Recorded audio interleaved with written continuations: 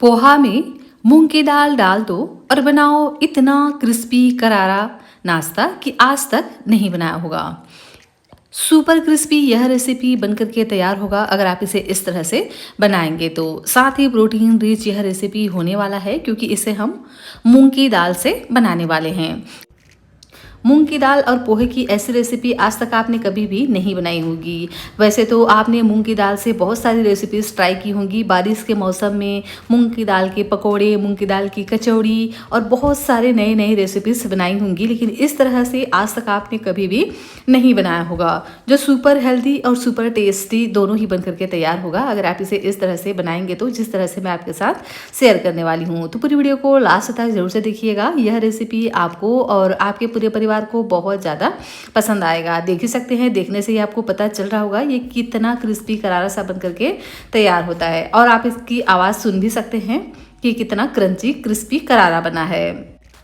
और यह सिर्फ 10 से 15 मिनट में बन करके तैयार हो जाता है इस तरह से अगर आप बनाएंगे तो।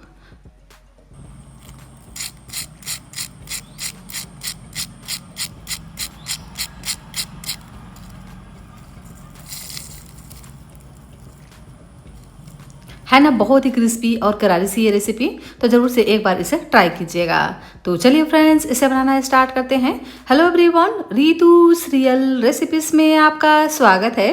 फ्रेंड्स, आज मैं आपके साथ मूंग दाल से बनने वाली एक बहुत ही टेस्टी हेल्दी क्रिस्पी सी रेसिपी शेयर करने जा रही हूँ। तो रेसिपी अगर आपको पसंद आए तो प्लीज़ सब वीडियो को लाइक, चैनल को सब्सक्राइब जरूर से कर लीजिएगा, और इस रेसिपी को अपने फ्रेंड्स और फैमिली में शेयर भी जरूर से कीजिएगा। और यह रेसिपी आप कहाँ से बैठकर देख रहे हो, कौन से स्टेट या कौन से कंट्री से, प्लीज़ आप मुझे कमेंट कर जरूर बताना। मुझे यह जानकर के वाकई में बहुत ज़्यादा खुशी होती है कि मेरी रेसिपी को लोग कहाँ कहाँ से देख रहे हैं। तो इस रेसिपी को बनाने के लिए मैंने यहाँ पर आधा कप पीली वाली मूंग की दाल ली है। इसकी जगह पे आप चाहें तो हरी मूंग की दाल का भी इस्तेमाल कर सकते हो। सबसे पहले अच्छे से 2 से 3 बार इसको धो लेंगे और इसे हम भीगने के लिए छोड़ देंगे 2 घंटे के लिए। 2 घंटे में जो मूंग की दाल है ना बहुत ही अच्छे से भीग जाती है। वैसे आप इसे सुबह ब्रेकफास्ट में बना रहे हो तो आप इसको ओवरनाइट भी भीगने के लिए छोड़ सकते हो, और अगर आपके पास टाइम नहीं है और आप इसे इंस्टेंट बनाना चाहें तो इसे हल्का गुनगुना पानी में ना आप इसे सिर्फ 1 घंटे के लिए भी छोड़ देंगे ना तो ये बहुत ही अच्छे से भीग जाते हैं। देख सकते हैं मूंग की दाल अच्छे से भीग चुका है, तो इसको हम डाल देंगे एक ग्राइंडर में। तो इस तरह से छानते हुए डालेंगे, और थोड़ा बहुत इसमें पानी जाता ही है तो कोई दिक्कत नहीं है। इस तरह से इसको हम ग्राइंड करेंगे कि ये थोड़ा सा पतला भी तैयार होगा ना तो भी बहुत ही बढ़िया से यह रेसिपी बनने वाला है।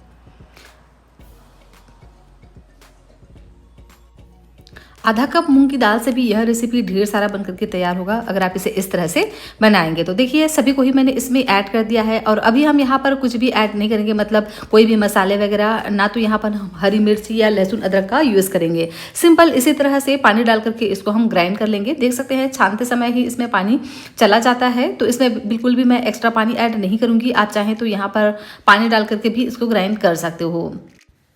तो बस थोड़ा सा यहाँ पर हम करी लिप्स ऐड कर देते हैं, जिससे इसका जो फ्लेवर है ना बहुत ही बढ़िया आएगा, एक साथ यह ग्राइंड हो जाएगा। वैसे आप इसे स्किप भी कर सकते हो, लेकिन डालेंगे ना तो बहुत ही बढ़िया सा फ्लेवर आएगा। 8 से 10 करी लिप्स को डाल करके इसको हम बढ़िया से ग्राइंड कर लेंगे। देख सकते हैं ना एकदम स्मूथ सा पेस्ट हमारा बन करके तैयार हो गया है। इसी तरह से इस पेस्ट को हमें एकदम ही चिकना सा तैयार करना है, बिल्कुल भी यह दरदरा नहीं होना चाहिए, इस बात का ध्यान रखिएगा। तो इसको हम निकाल लेंगे एक बाउल में।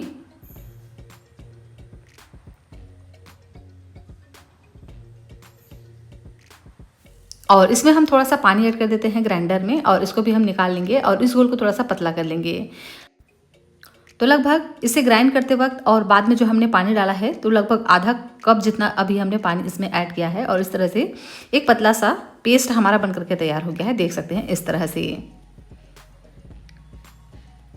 देख रहे हैं ना, बिल्कुल भी इसमें बड़े टुकड़े नहीं हैं, दरदरा सा ये बिल्कुल भी नहीं है, एकदम चिकना स्मूथ सा यह जो पेस्ट है बन करके तैयार हुआ है। इसी तरह से इसको हमें तैयार करना है।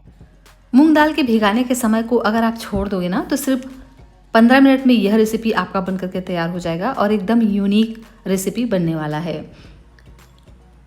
तो ज़रूर से एक बार आप इस रेसिपी को ट्राई करना। सच में यह रेसिपी आपको और आपके पूरे परिवार को बहुत ज़्यादा पसंद आएगा। तो चलिए अब हम इसमें ऐड कर देते हैं कुछ मसाले। तो बहुत ज़्यादा सिंपल यहाँ पर हम मसाले यूज़ करने वाले हैं जो अक्सर हमारे घर में होता है, जो हमारे मसालदानी में होता है। तो डाल देते हैं 1 छोटी चम्मच जीरा, साथ ऐड करेंगे 1 छोटी चम्मच अजवाइन। तो अजवाइन को आप चाहें तो हाथों से क्रश करके भी डाल सकते हो। साथ ऐड कर देते हैं तिल। तो मैंने यहाँ पर 1 छोटी चम्मच व्हाइट वाला तिल का इस्तेमाल किया है। अगर आपके पास ब्राउन तिल रखा हो तो उसका भी आप इस्तेमाल कर सकते हैं। थोड़ा सा ऐड करेंगे भुने हुए जीरे का पाउडर, इससे भी फ्लेवर बहुत ही बढ़िया आता है। नमक डालेंगे स्वाद अनुसार और कलर के लिए डाल देते हैं हल्दी का पाउडर। तो सिर्फ 2 से 3 पिंच यहाँ पर हम हल्दी का पाउडर ऐड करेंगे। और अब हम इसमें ऐड कर देते हैं गरम मसाला और इसी के साथ ही में ऐड करेंगे तीखेपन के लिए व्हाइट पेपर पाउडर। तो मेरे पास ये व्हाइट पेपर पाउडर रखा हुआ था तो मैंने इसका इस्तेमाल किया है। अगर आप चाहें तो यहाँ पर फ्रेश काली मिर्ची को कूट करके भी डाल सकते हैं या आप काली मिर्ची का पाउडर भी ऐड कर सकते हो, पर डालिएगा ज़रूर, इससे ना बहुत ही बड़ा सा तीखापन आता है। और अगर आप इसको स्किप करना चाहते हैं तो इसकी जगह पे आप हरी मिर्च को भी बारीक बारीक कट करके ऐड कर सकते हो। सभी मसालों को हम अच्छे से मिक्स कर लेंगे। और यहाँ पर मैंने लिया है पोहा, तो यहाँ पर मैंने आधा कप पोहा लिया है, देख सकते हैं। यहाँ पर आप किसी भी तरह का पोहे का यूज़ कर सकते हो, मोटा वाला या पतला वाला। सबसे पहले पोहे को अच्छे से साफ कर लीजिएगा क्योंकि पोहे में डस्ट वगैरह रहता है ना, तो इसी तरह से इसका हमें इस्तेमाल बिल्कुल भी नहीं करना है। मैंने पोहे को बढ़िया से पहले ही छान करके तैयार कर लिया था। कुछ लोग अभी भी कमेंट में पूछते हैं कि पोहा मीन्स क्या होता है। तो पोहा को हम इंग्लिश में बोलते हैं फ्लैटन राइस, कहीं पे इसको चिवड़ा और कहीं पे चिड़ा भी बोलते हैं। इसकी रेसिपी एकदम ही इंस्टेंट तरीके से बनता है क्योंकि पोहा भीगने में माहिर होता है। मतलब 5 से 10 मिनट में ही जो पोहा है ना बहुत ही बढ़िया से भीग जाता है। एकदम इंस्टेंट तरीके से आप एक से एक रेसिपी बना करके तैयार कर सकते हो। मेरे चैनल पर आपको पोहा से ना बहुत सारी रेसिपीज़ मिल जाएंगी।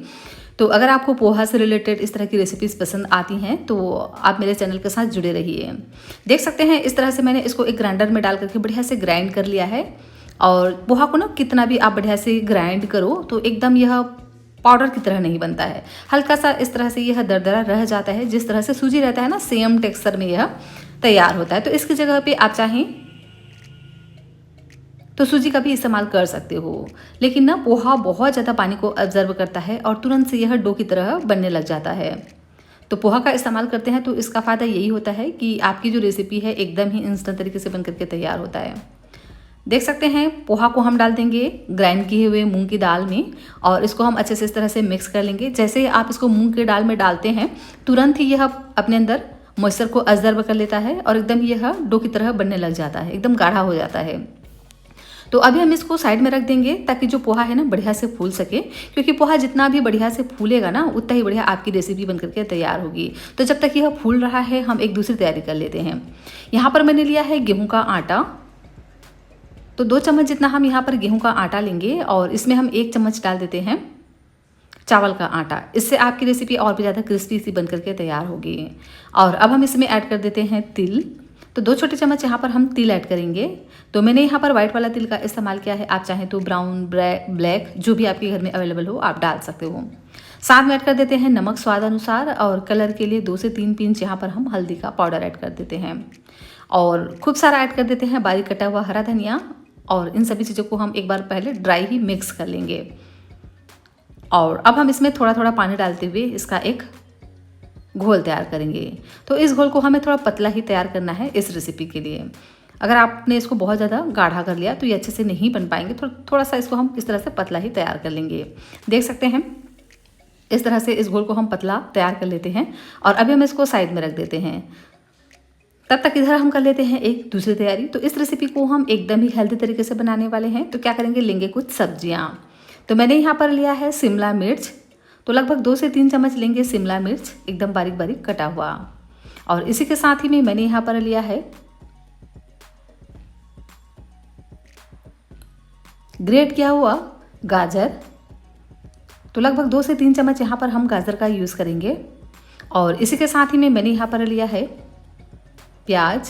तो प्याज को भी इसी तरह से हम बारीक बारीक कट करके ले लेते हैं। इन सभी को हम एक साथ डाल देते हैं एक बाउल में। और साथ ही नाश्ता हमारा चटपटा बने तो इसके लिए टमाटर यूज़ करेंगे।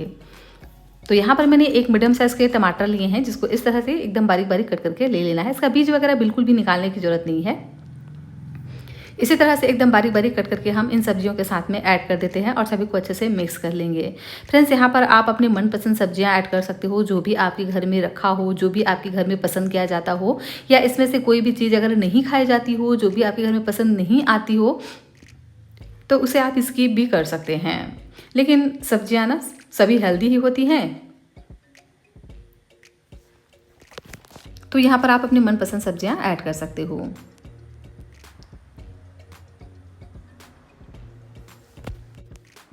तो अब हम इसमें ऐड कर देते हैं आलू। तो ये कच्चा आलू है, एक मीडियम साइज़ का मैंने यहाँ पर कच्चा आलू लेकर एक छोटे वाले ग्रेटर की सहायता से ग्रेट कर लिया है और इसे मैंने पानी में ही छोड़ दिया था ताकि ये बिल्कुल भी काले ना पड़े। आलू को अच्छे से धो लेने के बाद ही आप उसे साफ पानी में अच्छे से डाल करके छोड़ दीजिएगा, ताकि जब उसको आप थोड़ी देर के बाद भी बनाएंगे ना तो बिल्कुल भी ये काले नहीं पड़ेंगे। इसका सारा पानी हम निचोड़ते हुए डाल देते हैं इन सब्जियों के साथ में और अच्छे से सभी को मिक्स कर देते हैं। और अब हम इसमें ऐड कर देते हैं नमक। तो स्वाद अनुसार यहाँ पर हम नमक ऐड करेंगे और अच्छे से इसको मिक्स कर लेंगे। इससे क्या है ना, जो सब्जियां हैं वो सॉफ्ट भी पड़ जाएंगी और सब्जियां अपना पानी रिलीज कर देंगे। और अब हम इसमें ऐड कर देते हैं अदरक। तो यहाँ पर मैंने 1 इंच जितना अदरक लिया है और अदरक को ग्रेट करके मैंने लिया है। आप चाहे तो इसको छोटे छोटे पीसेस में कट करके भी ऐड कर सकते हो, या आप चाहें तो यहाँ पर अदरक और लहसुन का पेस्ट भी ऐड कर सकते हो। साथ में ऐड कर देते हैं तीखेपन के लिए हरी मिर्ची। तो हरी मिर्च को इस तरह से एकदम बारीक बारीक कट करके ले लेंगे और मैंने यहाँ पर 2 हरी मिर्च का इस्तेमाल किया है। आपको जितना पसंद हो यहाँ पर आप हरी मिर्च की क्वांटिटी को कम या ज़्यादा कर सकते हैं। साथ में ऐड कर देंगे ढेर सारा बारीक कटा हुआ करी लिप्स। करी लिप्स से ना बहुत ही बढ़िया से इसमें फ्लेवर आता है, तो आप इसे ज़रूर डालना। अगर करी लिप्स नहीं है तो यहाँ पर आप हरा धनिया का भी यूज़ कर सकते हो। और अच्छे से सभी चीज़ों को मिक्स कर लेंगे और इसको हम कवर कर 5 से 7 मिनट के लिए छोड़ देंगे, ताकि सब्जियां जो है ना वो सॉफ्ट पड़ जाएं, क्योंकि हम यहाँ पर सब्जियों को कुक करके बिल्कुल भी नहीं लेने वाले हैं। इसी तरह से इसका हम इस्तेमाल करेंगे। और इधर देखिए, जो मूंग की दाल है ना और पोहा, ये भी बढ़िया से सेट हो गए हैं और यह एकदम से गाढ़ा सा तैयार हो गया। तो इसी तरह से इसको हमें गाढ़ा ही तैयार करना है। तो इस तरह से अगर आप ग्राइंड किए हुए मूंग की दाल में पोहा ऐड कर देते हो ना, तो पोहा एकदम ही पानी को अब्जर्व कर लेता है और आपकी रेसिपी एकदम ही क्रिस्पी करारी सी बनकर के तैयार होती है। तो अच्छे से एक बार हम इसको मसल लेंगे और मसल करके ना थोड़ा सा चिकना कर लेंगे और इसकी एक डो इस तरह से तैयार कर लेते हैं। तो 1 से 2 मिनट के लिए अच्छे से आप इसको मसलिएगा, ताकि एक सॉफ्ट सा डो हमारा तैयार हो जाए। लीजिए, मैंने इसको अच्छे से मसल कर मिक्स कर लिया है और देख सकते हैं डो हमारा बनकर के तैयार हो गया है। फ्रेंड्स, आपसे एक रिक्वेस्ट है, रेसिपी अगर आपको पसंद आ रही हो तो प्लीज़ आप वीडियो को लाइक, चैनल को सब्सक्राइब ज़रूर से कर लीजिएगा और इस रेसिपी को अपने फ्रेंड्स और फैमिली में शेयर भी ज़रूर से कीजिएगा। और यह रेसिपी आप कहाँ से बैठकर देख रहे हो, कौन से स्टेट या कौन से कंट्री से, प्लीज़ आप मुझे कमेंट कर ज़रूर बताना, अपने शहर का नाम ज़रूर बताना। मुझे यह जान करके ना वाकई में बहुत ज़्यादा खुशी होती है कि मेरी रेसिपी को लोग कहाँ कहाँ से देख रहे हैं। इस रेसिपी को हम एकदम ही यूनिक तरीके से बनाने वाले हैं आगे, तो पूरी वीडियो को लास्ट तक जरूर से देखिएगा और हो सके तो इस रेसिपी को एक हाइप भी जरूर से कीजिएगा। बारिश के मौसम में ऐसा गर्मा गर्म मूंग की दाल और पोहा की बनी हुई क्रिस्पी करारी रेसिपी मिल जाए ना तो बस मज़ा आ जाए, क्योंकि ये इतना हेल्दी बनकर के तैयार होता है, साथ में चटपटा सा बनता है ना कि आप इसे एक बार अगर बना लेंगे तो बार बार ही बनाना चाहेंगे। तो अच्छे से मैंने इसको मसल कर मूँग की दाल और पोहा को मिक्स कर लिया। उसके बाद इधर देखिए, जो हमारा सब्जियां हैं ना ये भी सॉफ्ट हो गई हैं, तो उसको भी हम इस डो के साथ में अच्छे से मिक्स कर लेंगे और एक डो की तरह इसको हम तैयार कर लेंगे। तो सब्जियों में ना पानी होता है, क्योंकि हमने इसको नमक डाल करके छोड़ दिया था, तो इसका पानी हमें बिल्कुल भी निकालना नहीं है। इसी तरह से ही इसको हम तैयार कर लेंगे और इसमें बढ़िया से बाइंडिंग आए, तो इसके लिए मैंने यहाँ पर लिया है ब्रेड क्रम्ब। तो 2 से 3 ब्रेड को हम इस तरह से ग्राइंडर में डाल करके बढ़िया से ग्राइंड कर लेंगे और थोड़ा सा ब्रेड क्रम्ब हम डाल देते हैं इस मूंग की दाल के साथ में, ताकि इसमें एक बहुत ही बढ़िया से बाइंडिंग भी आए और साथ में नाश्ता हमारा और भी अच्छे से करारा सा बन करके तैयार हो। तो यहाँ पर हम ब्रेड का क्रम्ब का जो यूज़ है 2 तरह से करने वाले हैं। तो थोड़ा सा हम यहाँ पर ऐड कर देते हैं डो में, ताकि इसमें बहुत ही बढ़िया से बाइंडिंग आ जाए। अच्छे से मसल कर इस तरह से मिक्स करेंगे और एक परफेक्ट डो तैयार करेंगे।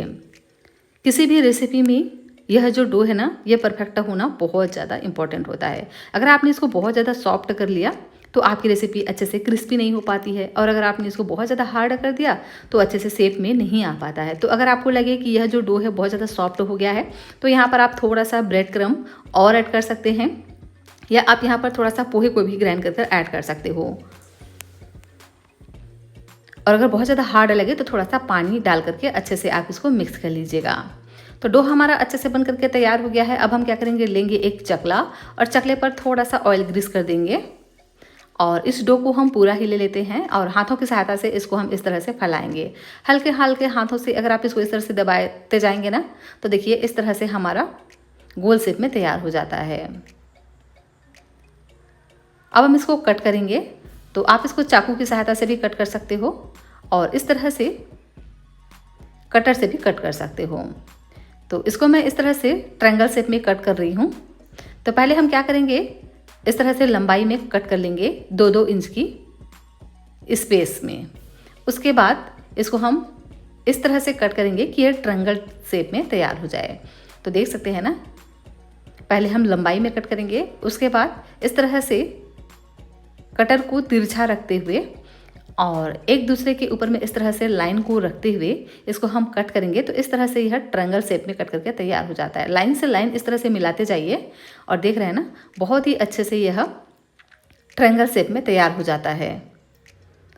और इसके जो किनारे के पार्ट है ना, उसको हम इसी तरह से फिर से हाथों की सहायता से प्रेस करते हुए एक मोटी सी रोटी की तरह तैयार कर लेंगे। उसके बाद इसको हम कट कर लेंगे और ये बहुत ही इजीली इस तरह से निकल जाते हैं। तो इसके जो किनारे हैं उसको हम हाथों से इस तरह से हल्का सा सेट कर देते हैं। क्योंकि हमने यहाँ पर आलू के लच्छों का भी यूज़ किया है, तो आलू के जो लच्छे हैं ना वो निकले निकले से होते हैं, तो आप इसको हाथों से बढ़िया से इस तरह से सेट कर लीजिएगा। सभी को ही हम इस तरह से एक प्लेट में रख लेते हैं और इसका जो साइज़ है ना बहुत बड़ा नहीं रखना है। देख सकते हैं इस तरह से हम रखेंगे ना तो बहुत ही यह शानदार से बन करके तैयार होते हैं, एकदम ही क्रिस्पी से फ्राई होते हैं। तो इसी तरह से मैंने सभी को ही तैयार कर लिया है, देख सकते हैं। आप चाहें तो इसको इसी तरह से भी फ्राई कर सकते हो। इस तरह से बनाकर आप इसे 8 से 10 दिन तक फ्रिज में स्टोर कर भी रख सकते हो और जब भी आपका जी करे आप इसको फ्राई कर सकते हैं और बारिश के मौसम में बस गर्मा गर्म इंजॉय करिए। तो आप चाहें तो इसको ना इसी तरह से भी फ्राई कर सकते हो और अगर आप इसमें एक ट्विस्ट देना चाहो तो आप क्या कीजिए, इस तरह से आप इसको ब्रेड क्रम्ब में कोट भी कर सकते हैं। इससे आपका जो रेसिपी है ना और भी ज़्यादा क्रिस्पी करारी बन करके तैयार होगी। तो इस तरह से अगर हम बिना स्लरी के इसको कोट करेंगे ना तो देख सकते हैं ब्रेड अच्छे से नहीं चिपक पाता है। तो इसके लिए हम क्या करेंगे कि नाश्ता हमारा और भी ज़्यादा क्रिस्पी करारा सा बने, जो हमने पतला स्लरी तैयार किया है ना उसमें इसको हम डीप करेंगे और उसके बाद इसको हम कोट कर लेंगे इस ब्रेड क्रम्ब से। तो ब्रेड क्रम्ब को थोड़ा सा मोटा ही तैयार करना है, बहुत ज़्यादा बारीक नहीं करेंगे, इससे भी इसका जो लुक है बहुत ही बढ़िया आने वाला है। तो देखिए इस तरह से इसको हम कोट कर लेते हैं। तो एक एक करके सभी को हम डाल देते हैं पहले स्लरी में और बढ़िया से इसको डीप करेंगे, उसके बाद डाल देंगे ब्रेड क्रम्ब में और ब्रेड क्रम्ब में इस तरह से हम बढ़िया से कोट कर लेंगे। और इसी प्रोसेस से एक एक करके सभी नाश्ते को हम तैयार कर लेंगे और सभी को पहले हम एक प्लेट में इस तरह से रखते जाएंगे